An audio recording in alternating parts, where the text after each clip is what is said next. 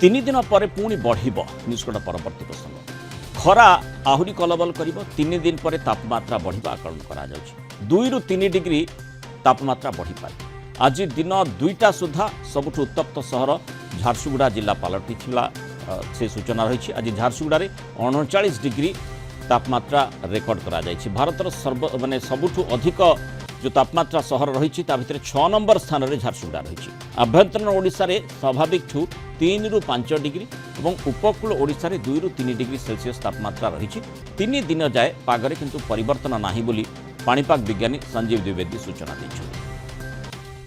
अगर बात करें ऑब्जर्वेशन की तो उड़ीसा का बहुत ड्राई वेदर है, लगभग क्लाउड जो है कहीं भी नहीं है, कहीं भी तो बादल क्लियर है, जिसके वजह से तापमान जो हमारे जो है उसमें बढ़ोतरी है। वैसे भी मार्च का महीना है तो उसमें तापमान बढ़ते ही हैं। तो आज का अगर मैक्सिमम टेम्परेचर देखें तो 39 डिग्री सेल्सियस झारसुगुड़ा में दर्ज किया गया है, जो कि अगर वैसे देखें तो हमारे इंडिया में 6वें नंबर पे आता है 39 डिग्री सेल्सियस। उसमें मिनिमम तापमान जो है 14.5 डिग्री सेल्सियस फुलवानी का है। बाकी जो आने अगर फोरकास्ट की बात करें हम टेम्परेचर के तो अधिक आलोचना करबा वरिष्ठ पाणीपाग विज्ञानी प्रोफेसर संदीप पट्टनायक जोड़ी। प्रोफेसर पट्टनायक स्वागत करबा आलोचना को। 3 दिन रे पाग परिवर्तन हेबने, आगामी 3 दिन जो भली आमे पाग देखुचे से भली रहबो, किंतु ता परे 2 ରୁ 3 डिग्री तापमात्रा बढ़िबो। ये भली काहे की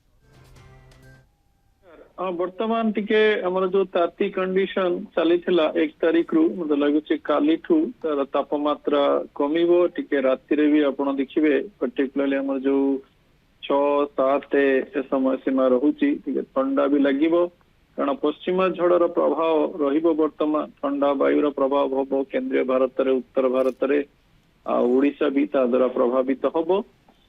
किंतु 9 तारीख परे परे पुणी हमर जो उत्तर पश्चिम ठंडा वायु प्रवाह रे बाधक आसीबो। तापरे पुणी मरुभूमि वायु हमर जो दक्षिण राज्य माने अछंती और केंद्रीय राज्य माने अछंती, तेणु तापमात्रा बढ़िबो।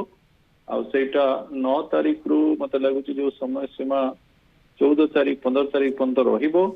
आउ सेही समय रे लागुची किछटा स्पॉट्स 40 के ऊपर भी चली जाई पारे।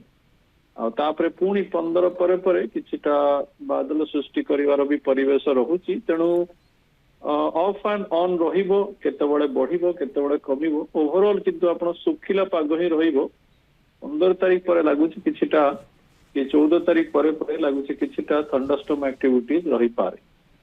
आज्ञा अर्थात पागरे टिके परिवर्तन हो पारे, टिके शीतलता जेहेतु माने काल बैशाखी कथा कहा जाउची तार प्रभाव रे किछिटा शीतलता लोके अनुभव करि पारंती, किंतु माने सेठी जो मॉइस्चर कथा कहा जाए से माने वायु चलन रे परिवर्तन कथा कहा जाउची, से प्रकार संभावना सेते बेले देखा जिवो कि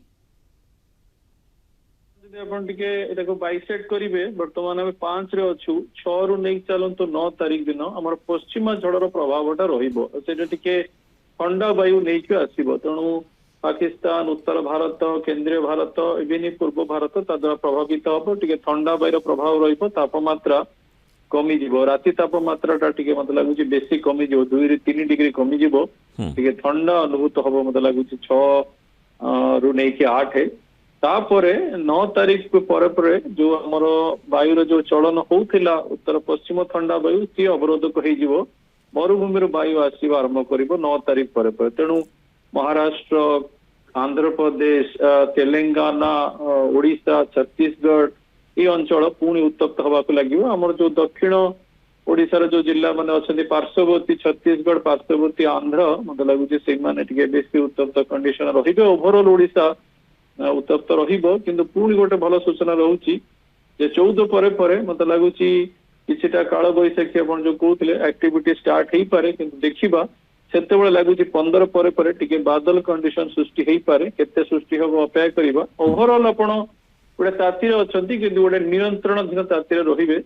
किंतु 10 रु जो 15 सीमा रहुची सेते टिके अधिक ताती रहिबार संभावना मते लागुची। बहुत बहुत धन्यवाद प्रोफेसर संदीप पट्टनायक आलोचना रे हम सहित रहित पारु मतामत रखिथिबारु।